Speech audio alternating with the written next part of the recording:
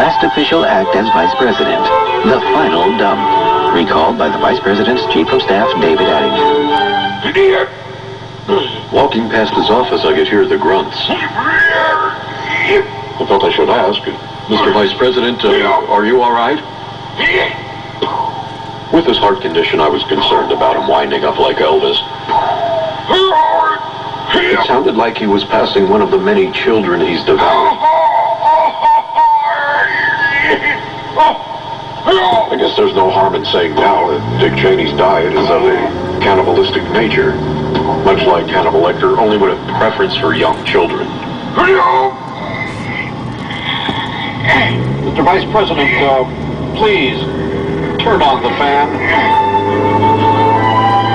Continuing coverage of Dick Cheney's final dump will continue after this commemoration of the George W. Bush Porta Potty Library.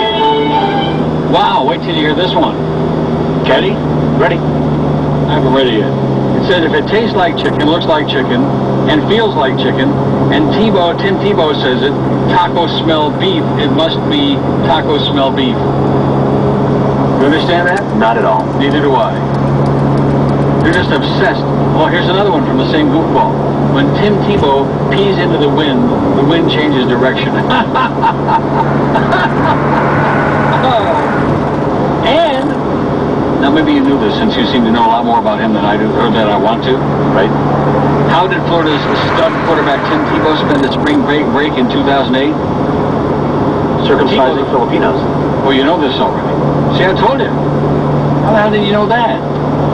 Just one of those things. It came up earlier in the show. You read it. You read it from some other email. Well, I'm trying to forget it. I'm trying to block all his Gator droppings out of my mind. Tebow, the Florida quarterback and Heisman Trophy winner, spent spring break in the Philippines. According to Dave Curtis of the Orlando Sentinel, helped circumcise impoverished children.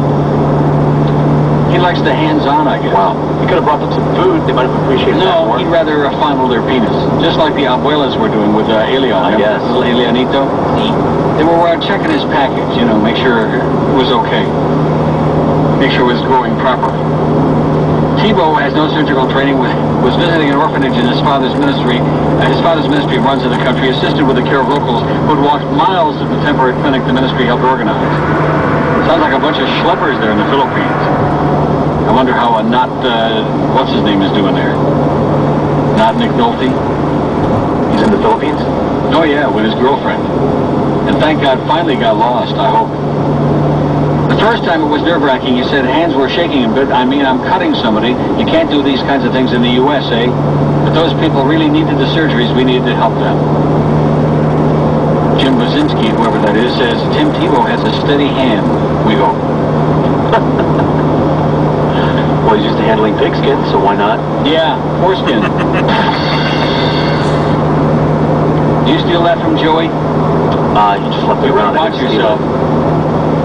Here's another one. Tim Tebow loves Taco Bell. Oh, I may have to change my altitude about that. I had no idea today's show was going to be about Tim Tebow and Taco Bell. And Taco Bell. That's it. TT and TB. Make me hungry. Not me. I've lost my appetite. Well, somebody go get me some now. Joe Bell's maybe lost my appetite. In fact, maybe I'll do the Karen Carpenter diet. Joe Taco Bell? Mm-hmm. He is just devastating. Here's one from Wes who says, subject Tim Smears.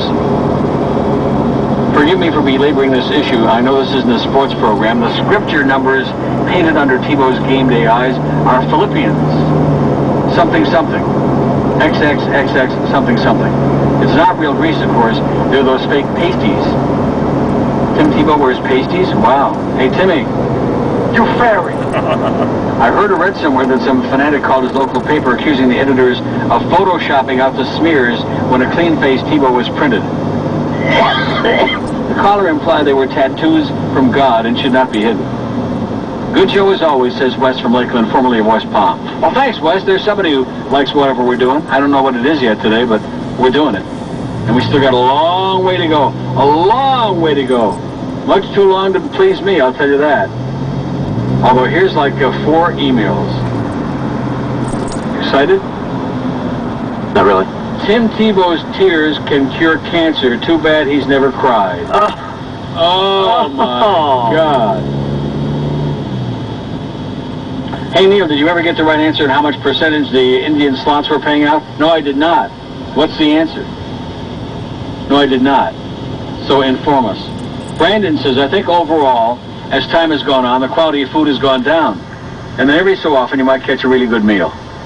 That goes for everything from expensive places to fast food. And down here, a restaurant that provides good quality food on a consistent basis is really hard to find.